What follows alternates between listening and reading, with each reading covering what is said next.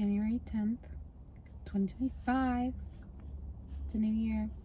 I was in a weird, I was gonna say slump, but it wasn't like a slump. It was like a weird limbo, like anticlimactic, waiting for something to happen, like mentality. Because January 1st came, and I was like acknowledging that it was the new year, but it didn't feel like a new year. And I was like, oh my God, I took away the new year magic because I shifted around my year, and I still have one more month left in the year because my new year's in February. And I was like, oh my God, I'm such a brat. So that was a weird experience. But with it being the new year, the official new year, it definitely got me thinking a lot. It got me thinking a lot. In the last check-in, I was like,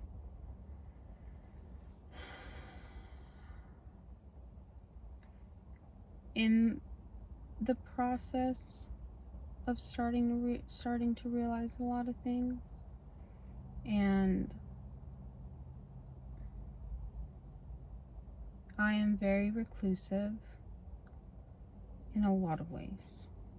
I think it comes with being avoidant, and I noticed in rewatching my videos, I did rewatch my videos again in preparation for release. This is the final video before everything goes live, and I'm so excited. I'm a little overwhelmed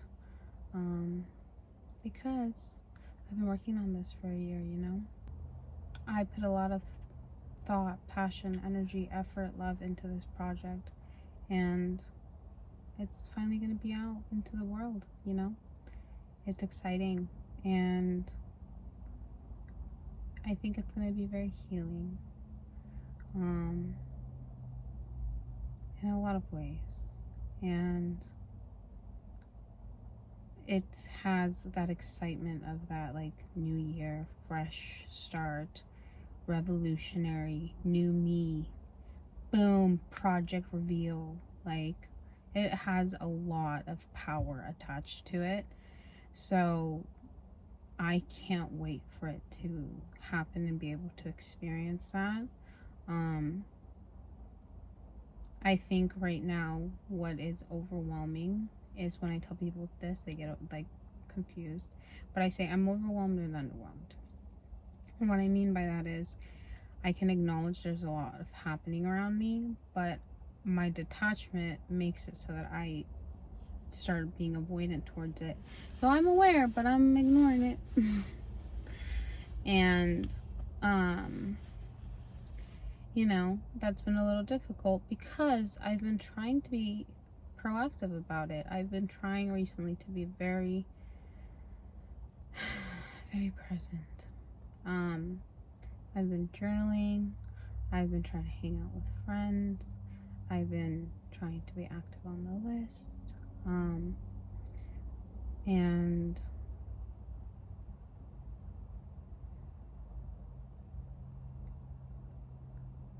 it's been a little tough. What I started to realize last month is that I think I've been struggling a little harder than I've been able to acknowledge. I love me a good challenge, and if I'm seeing results, I don't care what is happening. I'm seeing results. And where I was in the beginning of this year was not the healthiest. I had a very healthy mindset. I wanted progression, and I wanted to dedicate time, energy, effort, love, and yada yada yada into what it was going to take to put all of that into the next year to be in what I would hope would be a happier and healthier place comparison to where I was in the beginning of the year. And I wanted to take that on with the inability of like being able to process fully what that meant. And you might not be able to understand that because you might be like, Lizeth, duh. You knew what you were doing. But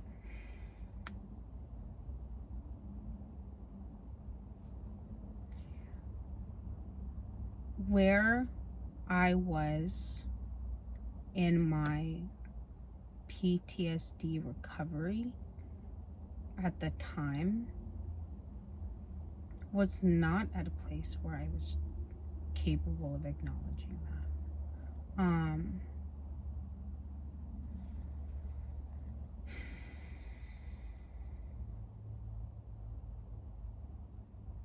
The best way that I've been able to describe my experience with my symptoms is it feels like there's a fog in my brain. I feel like I try to be as coherent as I can be, but it does feel like things are a little slower. I'm a little slower. My memory is not the best. Things are a little harder to process sometimes. You know, life is a little scarier and yada, yada, yada.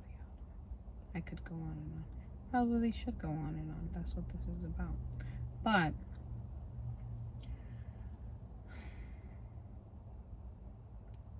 with the work that I've done in my trauma therapy homework, it has helped me heal some of that damage that my brain has and cleared up some of that fog.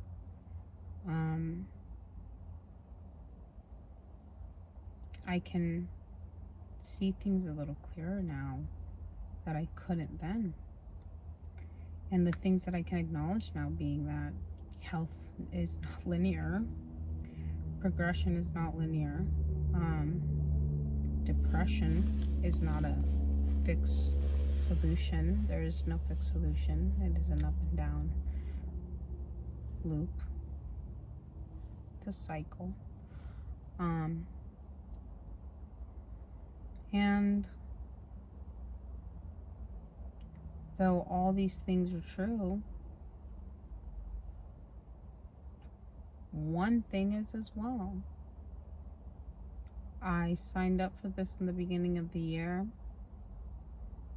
not fully aware of what it meant, just that after realizing that I could have almost gotten deported because my license was suspended and I was driving around, didn't know anything about it,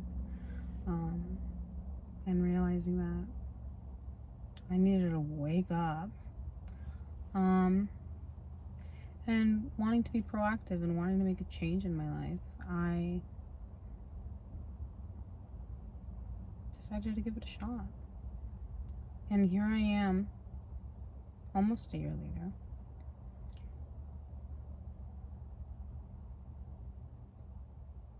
And I'm exactly where I wanted to be, you know? And that's just the other end of progress. There was no definitive spot. It was just the definition of progress. And it was a tough year. I wish I could have highlighted it better in my videos because I rewatched the videos and, you know, I got to see that my avoidance showed through a lot in these videos.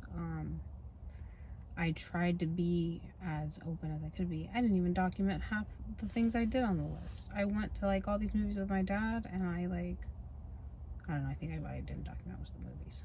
But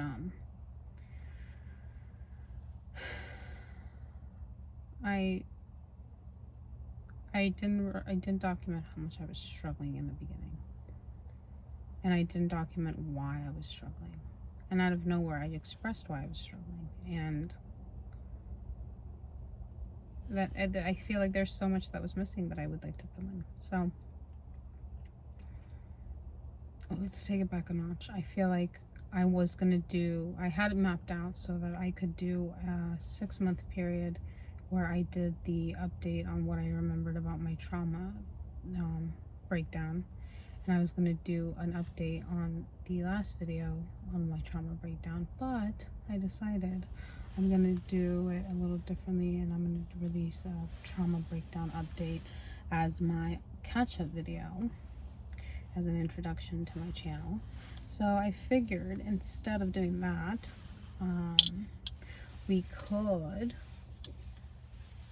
so instead of doing it as planned, I figured we could catch up from where I left off last time I was catching you guys up on what happened.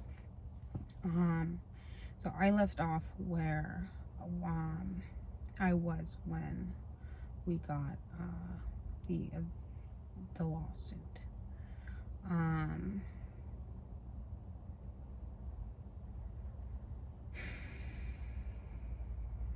My mind was a very tricky place after that, because it's not like I clicked back in and I was like awake and suddenly coherent and like everything made sense and I was like not crazy anymore. Oop, I shouldn't use the word crazy. Like I wasn't in psychosis anymore. Sorry, the crazy is a very insensitive word, and it's something that a lot of people try to get me not to use, and I use it because I'm like, what else are you gonna call it? You see somebody on the street acting the way that I act, what do you call it? It's a derogatory term, sure. Well, then what do you call it? But I try not to use it. I apologize, I'm being offensive.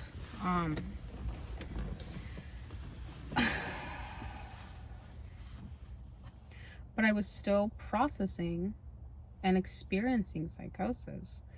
I was just somewhat aware that I was experiencing psychosis.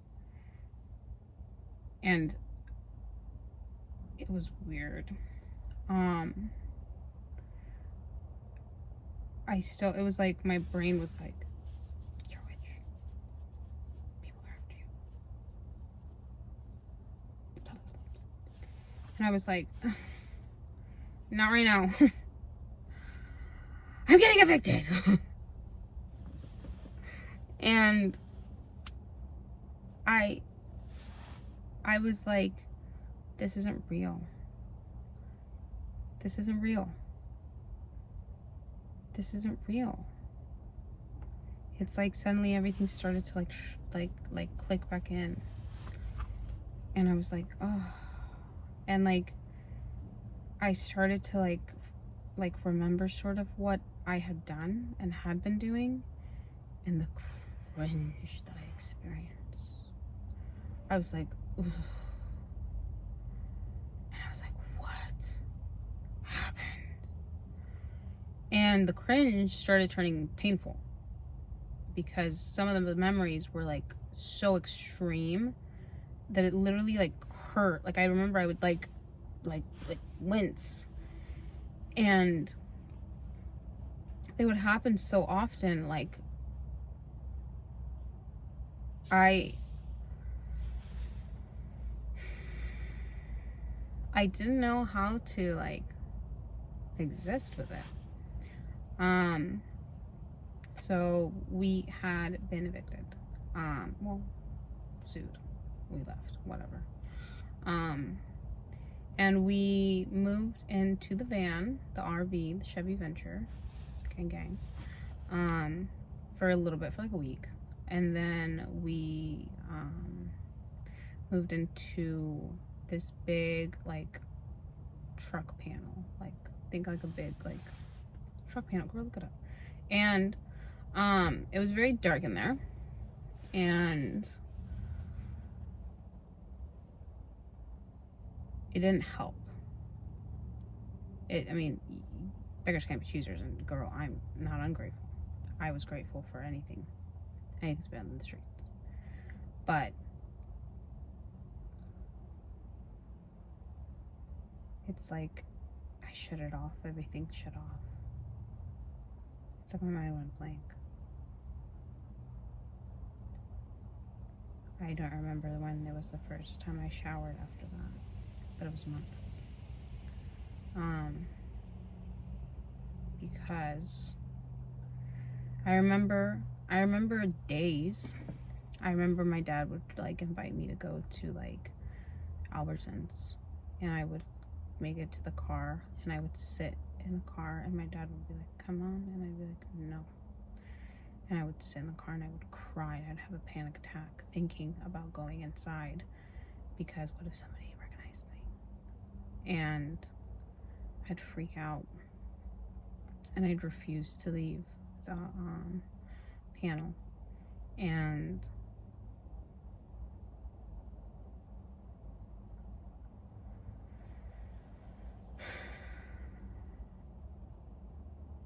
I don't know, I gained 60 pounds, and I blacked out.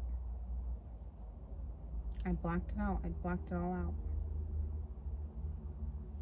I don't remember anything. I remember checking back in February when I was in therapy. I remember being in his office and him asking me questions and me answering them, and I suddenly looked around, and I was like answering his questions, and I just like kept answering his questions. And I was like, okay, we're doing this now. And that was one of my first coherent like memories after my psychotic breakdown.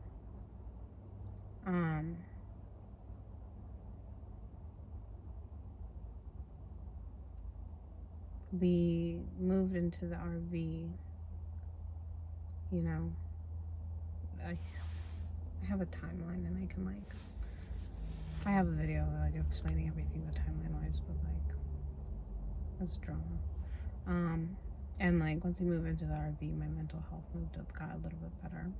There's windows in the RV. But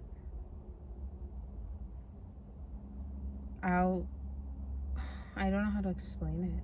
It's like I got medication, and I was mentally, it was a blank. Every day was hard. I would get up, and I would like, it was like I was on autopilot, but hard mode. Because eventually I was like, Dad, I gotta get a job. And it wasn't like it was eventually. It was like in April. Like 2 months after I started therapy, I was like, I got a job. I can't sit here and do nothing. And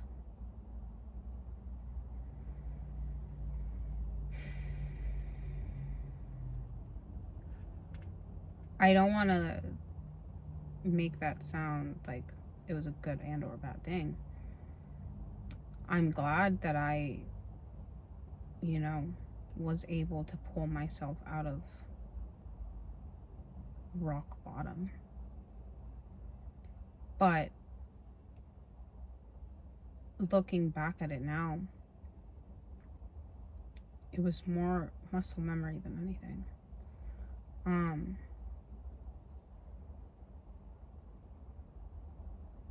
I'm thankful for that. Extremely thankful for that. Like, who cares? God bless. But being and existing without a feeling of self,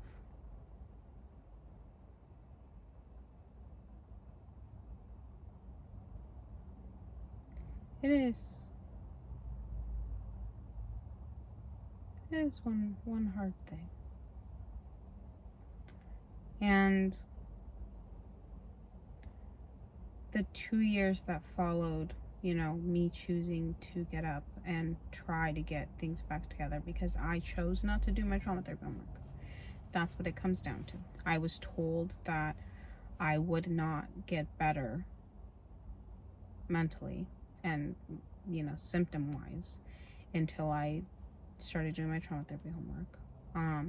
And I chose not to do that. I chose to pursue a relationship. I chose to pursue life things, and I chose to pursue anything but.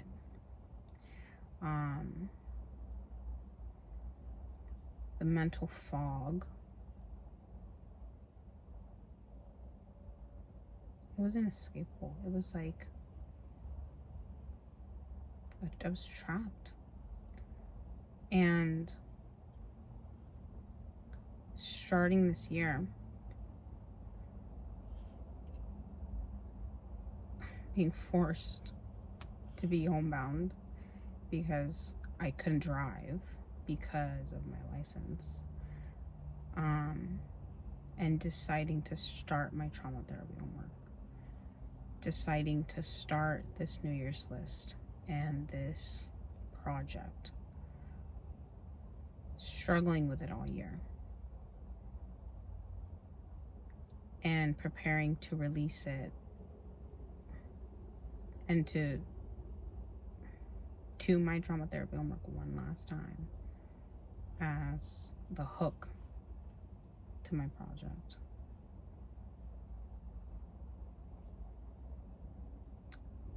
There's so much I've done this year and so much I'm like gonna finish out doing, you know. I'm still gonna, oh my god, I planned Camden's Adventure, I forgot to tell you that. And I have my New York trip booked.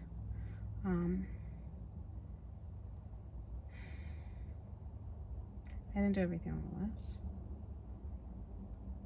but I feel like I reached my goals. And I didn't capture what I wanted to capture in this project. But I tried. And I created something. And it's the groundwork for something, right? Because this is just the beginning. It's the outro to the intro. I really am so obsessed with myself and my breakdown and everything, and like the storyline of it all. I like have it all memorized, and I'm like, ooh, connections.